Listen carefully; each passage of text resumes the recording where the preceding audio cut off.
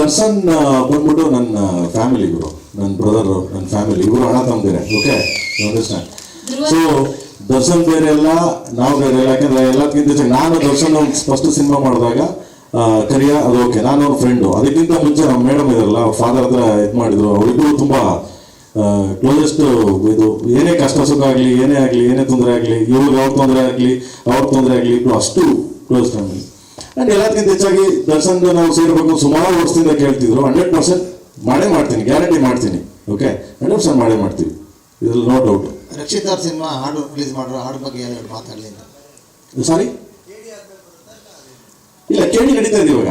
So ಕೇಳಿ ನಡೀತಾ ಇದೆ. ಸೊ ಆದ್ಮೇಲೆ ಕೇಳಿ ಎಲ್ಲ ಆಗಲಿ, ಕೇಳಿ ಎಲ್ಲ ಆದ್ಮೇಲೆ ಖಂಡಿತವಾಗ್ಲೂ ಮಾಡ್ತೀವಿ ಗುರು. ಅದೇನು ಏನಿಲ್ಲ, ಏನಿಲ್ಲ. ಎಲ್ಲ ಸ್ನೇಹಿತರೆ, ಎಲ್ಲರೂ ಸ್ನೇಹಿತರೆ, ಎಲ್ಲ ಒಂದು ಕುಟುಂಬ. ನಾನು ಅವಾಗ ಹೇಳಿದಂಗೆ ಒಂದು ಕುಟುಂಬ, ನಮ್ಮ ಚಿತ್ರರಂಗ ಒಂದು ಕುಟುಂಬ. ಇವಾಗ ದರ್ಶನ್ ಅವರು ಆರಾಮಾಗಿ ಆರೋಗ್ಯವಾಗಿದ್ದರು, ನಾನೇ ಕರಿತಾ ಇದ್ದೆ ಅವ್ರನ್ನ.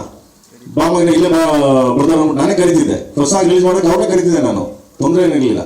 ಬಟ್ ಸ್ವಲ್ಪ ಹೆಲ್ತ್ ಸ್ವಲ್ಪ ಇದಿರೋದ್ರಿಂದ, ಬೆನ್ನು ಇದಿರೋದ್ರಿಂದ ಏನು ಇದಾಗಲ್ಲ. ನೆಕ್ಸ್ಟ್ ಕರಿತೀನಿ ಖಂಡಿತವಾಗ್ಲು. ಯಾಕಂದ್ರೆ ಎಲ್ಲರೂ ಅಷ್ಟೇ, ನಾನಾಗಲಿ ಮೇಡಮ್ ಎಲ್ಲರೂ ದೂರದಾಗಲಿ ಎಲ್ಲ ವಿಷಯದಲ್ಲೂ ಸಪೋರ್ಟ್ ಮಾಡ್ತಾರೆ. ಎಲ್ಲರೂ ಏನು ತೊಂದರೆ ಏನಿಲ್ಲ, ತಪ್ಪೇನಿಲ್ಲ.